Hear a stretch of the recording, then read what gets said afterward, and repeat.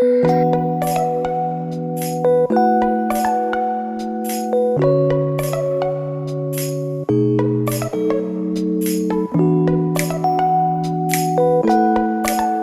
guys, and welcome back to my channel.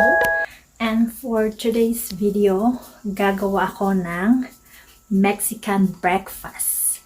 So, yung sausage na niluluto ko is already made. It's a homemade sausage, and Mexico is a chorizo.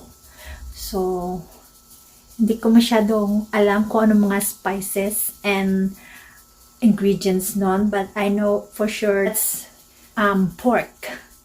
So, maybe next video, i-share ko sa inyo kung paano gawin yung sausage.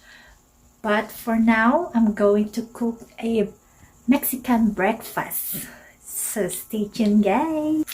So, before we start, please do subscribe to my channel and click the bell icon para ma-notify kayo kapag mayroon akong bagong video.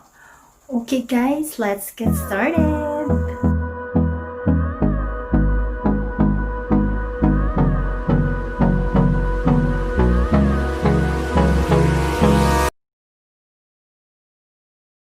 Lalambutin ko lang and lulutuin yung pork sausage.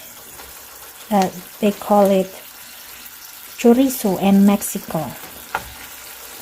So, lulutuin ko lang siya.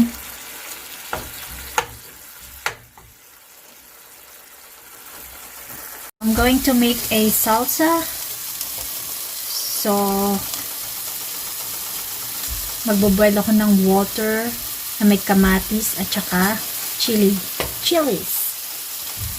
Yan. Make sure patayin niyo yung pork na hindi siya masunog.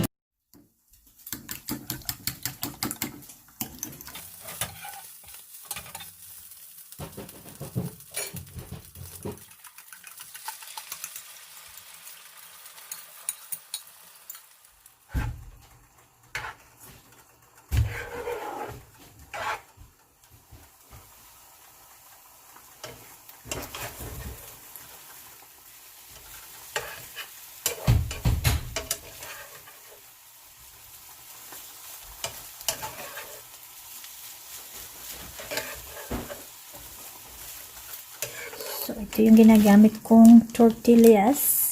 It has 50-50 corn and whole wheat. And I bought this in Superstore.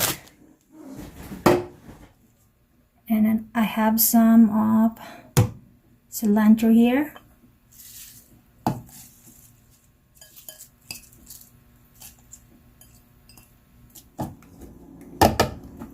And this is my salsa.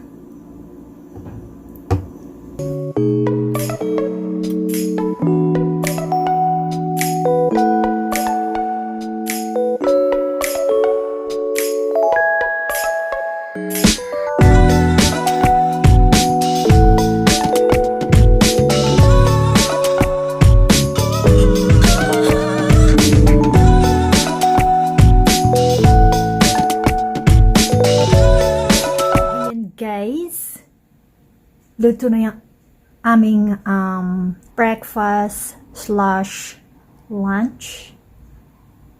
So I'm gonna show you how to eat the Mexican food.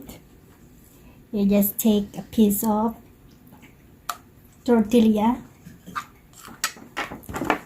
put the egg,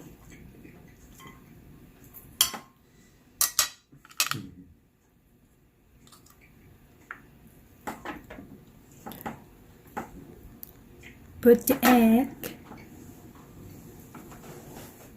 yeah, sour cream on top,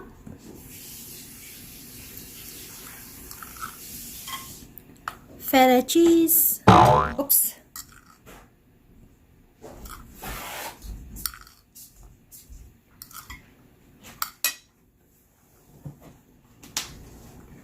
And the salsa that I made.